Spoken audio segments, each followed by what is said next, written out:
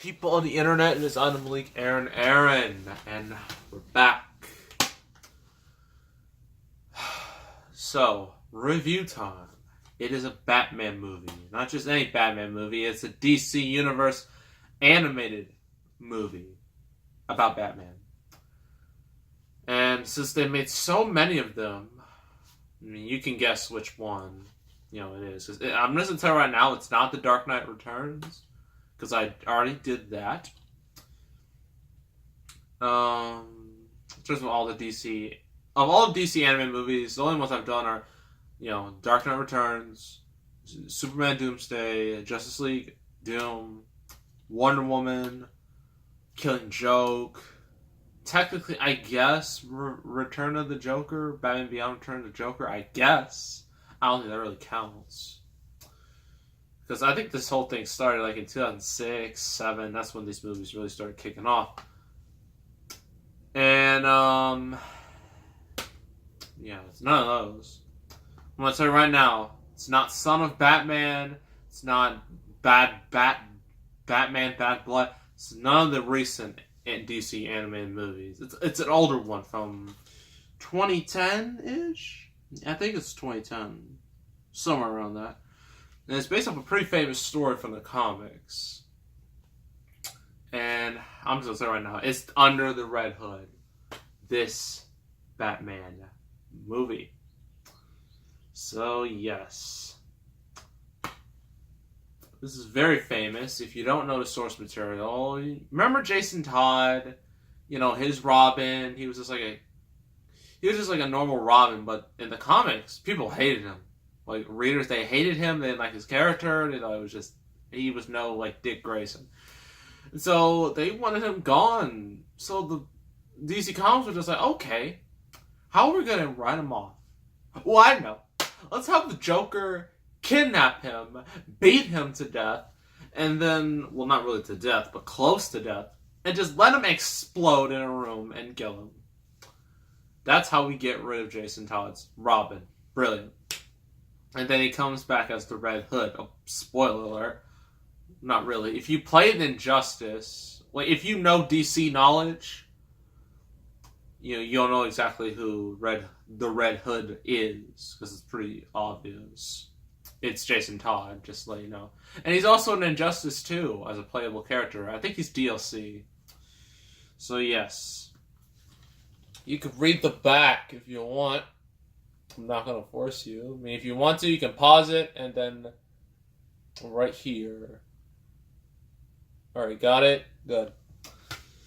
So in Batman Under the Red Hood, Batman faces his ultimate challenge as the mysterious Red Hood takes Gotham City by firestorm. One part vigilante, one part criminal kingpin, Red Hood begins cleaning up Gotham City with the efficiency of Batman, but without following the same ethical code, aka killing. Killing is an option, according to Red Hood. And when the Joker falls in the balance between the two hard truths, hard truths are revealed and old wounds are reopened.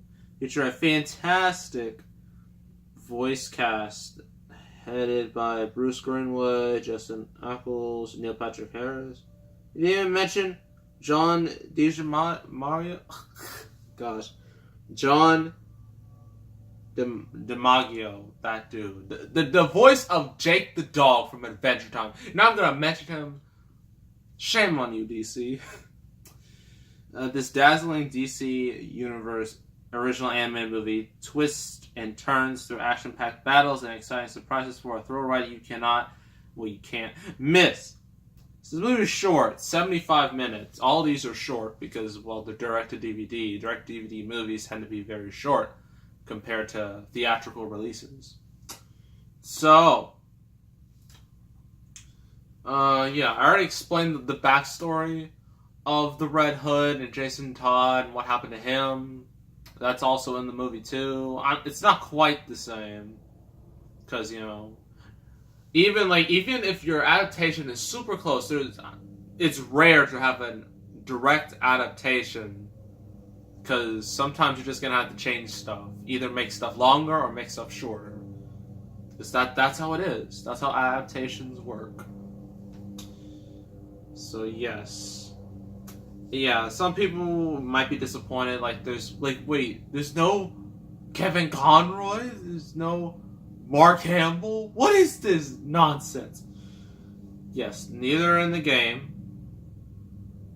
which sucks. Well, not the game, the movie, which sucks. But Bruce Greenwood, I believe he's Batman, and John DiGiorgio, Jake the Dog's voice actor, do a really good job, portraying the two characters, particularly John DiMaggio. I'm just gonna call him DiMaggio because that sounds easier. DiMaggio. He does a pretty good job voicing the Joker. I mean, he sounds like the Joker, and considering this is the same voice as Jake the Dog, it's surprising. And he's not like, I guess, balls to the wall crazy, as with comparison to other Jokers, but his performance is really good. So, yeah. So pros and cons. I already just named a pro, and that's John DiMaggio.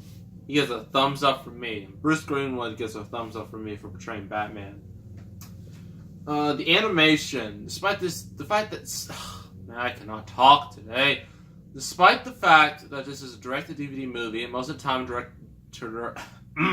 direct-to-DVD movies don't look very good. They don't have the best quality because not a whole lot of money was poured into them.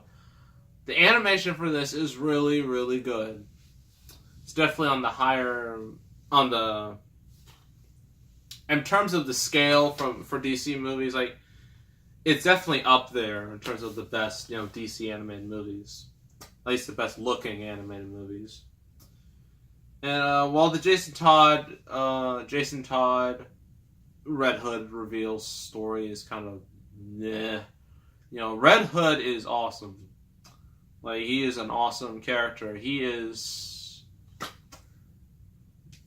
he's, I mean, even though his mask does remind me of Deadpool, I know I shouldn't bring up Marvel characters when I'm talking about DC property, but it looks like Deadpool so bad.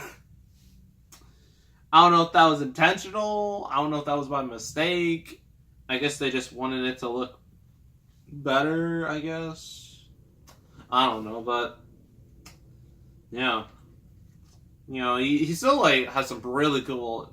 This movie has some really cool action scenes, in it. And it has, like, a lot of nice fight scenes, especially, like, with Red Hood and Batman. Some pretty good stuff.